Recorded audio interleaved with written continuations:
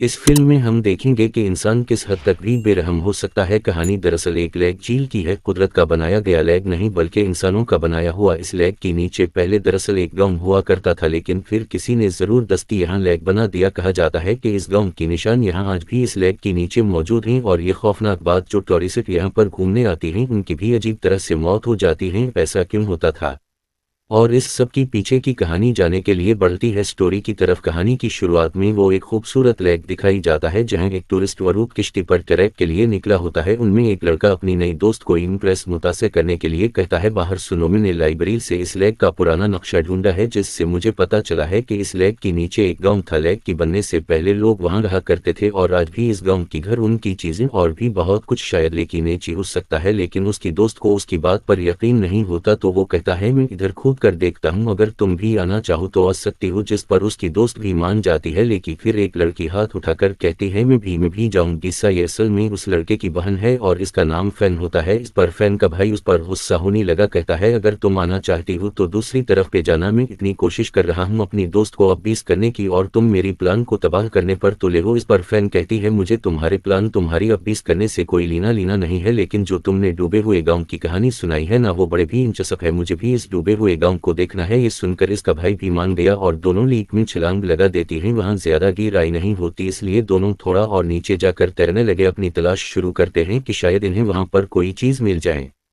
जब इन्हें सांस लेनी होती है तो वो ऊपर आ जाती हैं, सांस लेती हैं और फिर पानी में डूब जाती हैं। एक जगह पर इन्हें एक साइकिल मिलता है।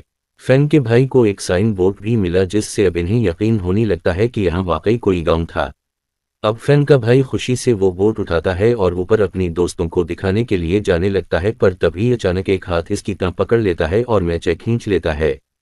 फैन भी ये सब देख लेती है और पूरी कोशिश करती है अपनी भाई को ऊपर खींच ली, लेकिन इस हाथ की पकड़ इतनी मजबूत होती है कि उसका भाई ऊपर नहीं आ पाता। फैन फौरन ऊपर आती है और किश्ती पर अपने दोस्तों से मदद लेती है, लेकिन जब वो फिर से नीचे गई तो जैक की जान जा चुकी होती है। इससे फैन बहुत हैरान होती है कि ये किया हुआ उसे दिख भी होता है और फिर अचानक एक हाथ इसके भाई को खींचकर नीचे ले जाता है। उसके बाद हम 4 महीने की बात का सीन देखते हैं। फैन को एक मेंटल हॉस्पिटल से घर लाया जाता है। असल में फैन ने देखा था कि एक हाथ इसकी भाई को खींच कर ली जा रहा था, लेकिन कोई इसकी बात पर यकीन नहीं करता, ना ही इसकी माम और ना ही इसकी डैड।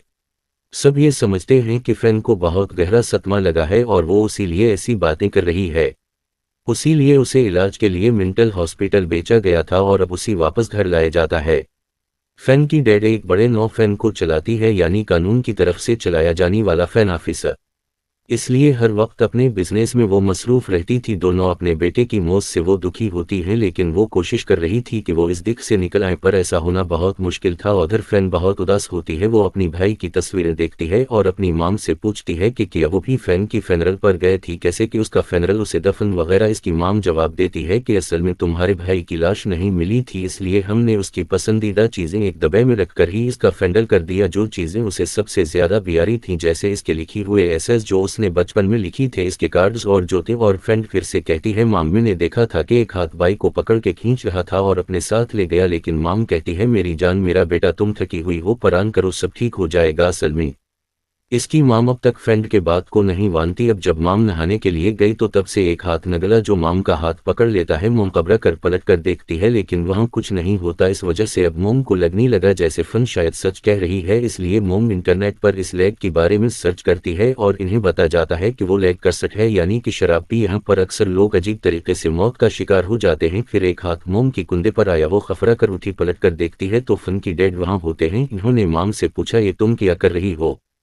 माम ने इन्हें असल बात नहीं बताई कि मैं क्या कर रही हूँ, क्योंकि वो जानती थी कि वो गुस्सा करेंगी। वो कहती है, वो मैं दरअसल जॉब की तलाश कर रही थी, उसीलिए इंटरनेट पर देख रही। फन के डैड कहते हैं, हाँ हाँ, तुम्हें कुछ काम करना जाए, वरना अपने बेटे के बारे भी सोच सोच कर उदास होती रहोगी। रख करने का तो वैसे लिए कोई फायदा नहीं, बाहर आने की कोशिश करो, क्योंकि वो तो लौट कर नहीं आएगा और हमें अपनी बेटी फन की खातिर खुश रहना सीखना। शायद रात को फन को उसी दिन के हादसे का सपना आया जब इसका भाई डूब रहा था। माम को भी पानी गिरने की आवाज आए, वो उठकर बाथरूम जाती हैं। चरक करने, लेकिन वहाँ कुछ नहीं होता, नल तो बंद था। फिर वो किचन में गई तो देखते हैं कि वहाँ का नल खिला हुआ था। माम नल बंद करती हैं लेकिन वो बार बार खुल जाते, पता नहीं कैसी इन्हें समझ नहीं आ रही। अचानक स्विमिंग पूल से आवाज़ आती है। माम जाती है और देखती है कि पूल का पानी लीक हो रहा था। माम उसे बंद करती है लेकिन फिर से पानी लीक होने लगता है और एक आवाज़ सुनाई देती है, माम मुझे बचा लो। माम पलट कर देखती है तो उनका बेटा था जिसकी हालत बहुत ख़राब थी, वो सड़ चुका था। वो चीखकर कहता है, माम प्लीज मुझे बचा लो। ये देखते ही इसकी माम की हालत ख़राब हो जाती है। अभी सुबह माम अपने स्वीनट को सब कुछ बता देती है कि मेरे साथ क्या किया हो रहा है, लेकिन वो कहते हैं कि तुमने कोई बुरा सपना देखा होगा, ऐसी कोई बात नहीं। लेकिन माम इन्हें समझाते हैं कि सपन तो तब आती है ना जब इंसान सोता है, लेकिन मैं तो जाग रही थी, मुझे पूरी तरह होश था। हमें किसी तरह अपने बेटे की नाश्त को ढूंढना होगा, जब इंटेक से उसका फ्यूनरल हो पाएगा, क्योंकि जब तक उसकी नाश्त नहीं मिलती उसकी आत्मा को सुकून नहीं मिलेगा। मेरे बेटा जैक रहा था, जानते हो तुम कि माम मुझे बचा लूं, लेकिन तुम समझते क्यों नहीं। डैड कहते हैं, हमने पूरा हफ्ता पुलिस के साथ मिलकर नेक में तलाश किया था ना, लेकिन इसकी लाश नहीं मिली हमें। मुझे तो लगता है तुम्हें भी फैन की तरह दिमागी मसला हो गया है, जो बात भी है तुम मर चली जाना। अपडेट में पूछ करने में बता रहा हूँ क्योंकि मैं बहुत मसरूफ हूँ, मुझे किसी मसले में नहीं पड़ना। चौ कहकर वो ऑफिस के लिए निकल जाते हैं और फैन उन सब बातों को छककर सुन रही थी और माम से कहती है, माम हमें भाई की लाश खोर तलाश करने डेक पर जाना चाहिए, मैं भी साथ चलूंगी, आपके और भाई की लाश को धोने में मदद करूंगी, प्लीज मान जाए ना। माम पहले मीना करती है, कहती है कि तुम अभी अभी तो ठीक हुई हो, वापस ही इसलिए के पास जाओगी तो फिर से तुम्हारा तबीयत बिगड़ जाएगी। लेकिन फिर कहती है, माम मैं बिल्कुल ठीक हूँ, मुझे हर रात भाई का सपना आता है, जब तक हम इसकी लाश को ढूंढ कर इसका फनराल नहीं कर देती ना मैं ठीक हो सकती हो और ना ही कोई हालात, इसलिए बता रही हूँ मानने मेरी बात। और मैं इस जगह के बारे में जानती हूँ जहाँ भाई डूबा था, मुझे उम्मीद है उसकी लाश वहाँ से जरूर मिल जाएगी। इस पर माम आखिरकार राजी हो जाती है और दोनों लीक की तरफ चल पड़ती हैं। उस जगह उनका घर भी था, वहाँ पहुंचकर माम को वो टाइम याद आता है जो इन्होंने यहाँ अपनी फैमिली के साथ गुजारा था। वो दोनों एक किश्ती में बैठकर जल के उसी समय जाते हैं जहाँ से दोनों बहन भाई ने छलांग लगाए। बहन बताती है कि हम यहाँ से बिल्कुल यहाँ से लीक में कूदे थे, फिर कुछ फासले तक स्विम किया, हम तीर कर नीचे गए थे। माम कहती है कि ऐसा करो तुम किश्ती में रहो, मैं रस्सी अपनी कमर से बांध कर पानी में जाऊंगा और जब जरूरत होगी तो ऊपर आकर सांस ले दूंगी।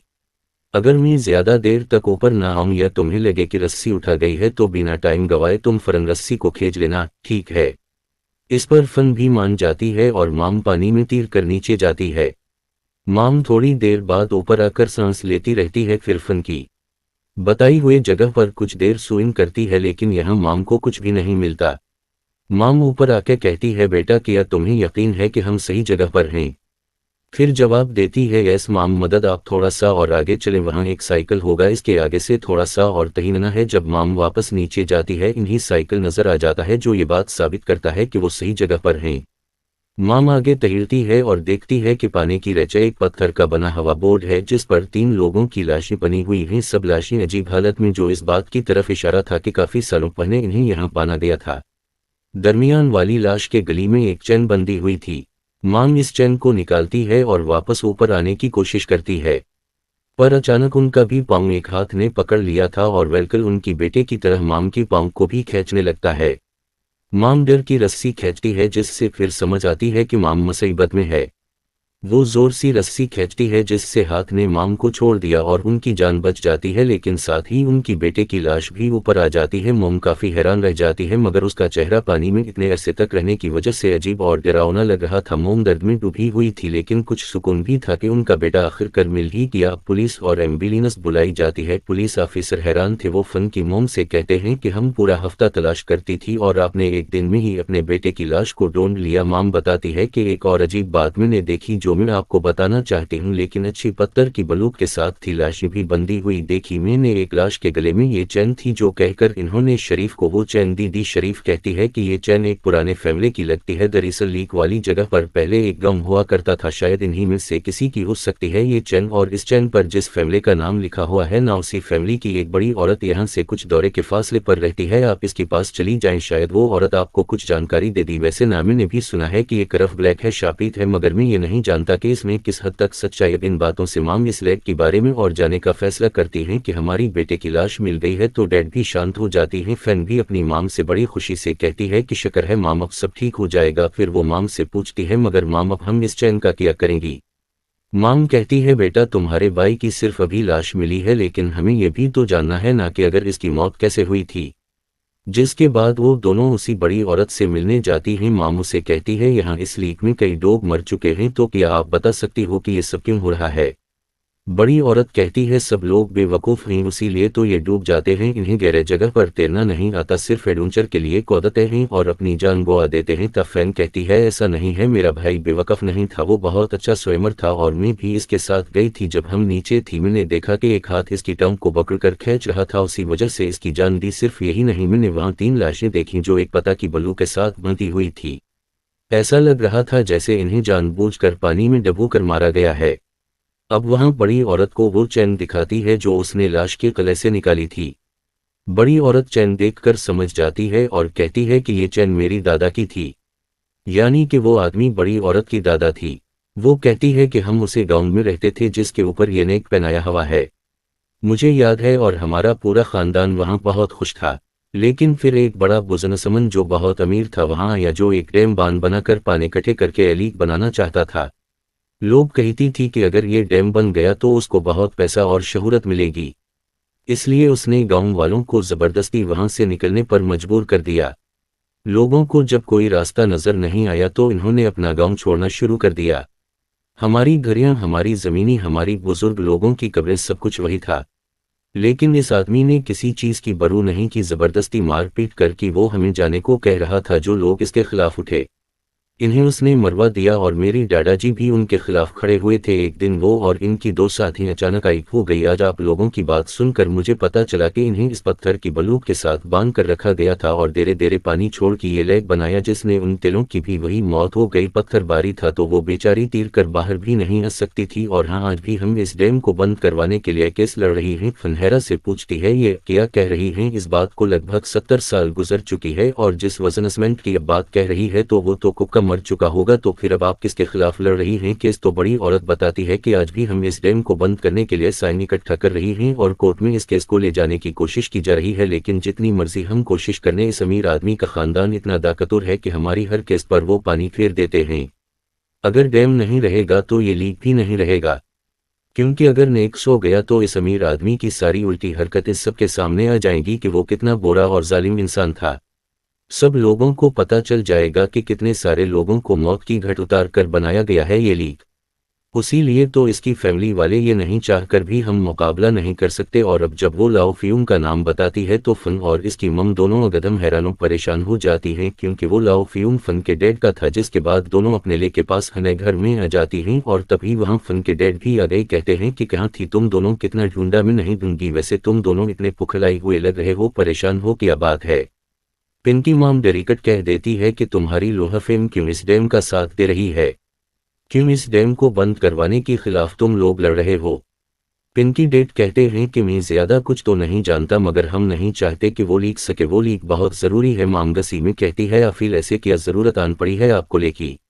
बोली डेट कहती है देखो बात को समझो, वो लीक इसलिए बनाया गया था तक कि शहर में बाढ़ ना आ जाए, और जब हद से ज्यादा बारिश होगी तो सारा पानी दिन लीक में बह जाएगा और शहर के अंदर बाढ़ नहीं आएगी। साथ उन लोग वहां पर घोलने भी आते हैं, सबको वो लीक बहुत प्यारा लगता है। ये सारी बातें सुनकर मोमबाज इतना ही कहती है कि ये सब बहानी है, बहानी, तुम अभी अपना केस वापस ले लो, जो तुम लड़ रहे हो ना इस केस के खिलाफ, तुम्हें इस डैम को बंद करने की कोशिश करने जाए, क्योंकि जब डैम नहीं रहेगा तो लीक भी खत्म जाएगा। तुम जानते हो कि कितने लोगों को मौत की गार्ड उतारा गया था जिसकी बाद वो लीक बना था, तुम्हें इंतजार नहीं? समीर आदमी ने कितनी लोगों को उस लीक की रैची गांडा हुआ है। मैंने खुद अपनी आंखों से 3 लोगों की लाशों को देखा है जिनको बांध कर वहां पानी छोड़कर लीक बनाया, उनकी मौत हो गई, और वो तो 3 थी, ना जाने और कितनी लोग भी मौत मारे गई। खन के डैड कहते हैं अरे यार छोड़ो, ये सब अफवाहें हैं, बड़े लोगों के बारे में लोग ऐसी अफवाहें फैलाते रहते हैं, और अगर ये लीक ना रहा तो ऐश भी खत्म हो जाएगी। तुम शायद जानती नहीं, हमारे पास जो जितना पैसा है वो सब उसी लीक की वजह से ही तो है। पहले तो माम को कुछ समझ नहीं आती, लेकिन वो हैरान रह जाती हैं जब इन्हें पता चलता है कि वो बिजनेसमैन, वो उमेर आदमी जिसने ये लेक ऑफ बनाई था, वो फैन की डैड की दादा थी। जो सुनकर अब माम को सारी बात क्लियर हो गई और अब वो समझ जाती है कि आखिर हमारा बेटा क्यों मरा, यानी कि उसका मरना कोई हाजिजा नहीं था बल्कि उन आत्माओं का बदला था जो इतने सालों से लेके नीचे बदले की आग में जल रही थी। माम रो रो कर अपने सबंध से कहती हैं कि मेरे बेटे को तुम्हारे दादा की गुनाहों की सजा मिली है, तुम्हारी वजह से मैंने अपना बेटा खो दिया, वो तुम्हारी दादा से तो बदला नहीं ली पाई तो उनकी नस्ल में से ये लिया, यानी उनकी परपोते से, लेकिन डैड माम की बात फहम जाने की बजाय किसी में आ जाते हैं। माम कहती है कि तुम्हारे खानदान की गुनाहों की वजह से वो आत्माएं अब इस झील में कैद हैं जिससे वो लीक शराबीत हो गया है। ये आत्माएं तौरेत से बदला नहीं रही है और इन्हें दबोकर मार देती है। तब ये अचानक बारसी आवाज आती है और फन को महसूस होता है कि कुछ बुरा होने वाला है। अचानक लाइट चली जाती है। डैड फोन करने जाती है, लीक लाइन भी नहीं जल रही होती। जब वो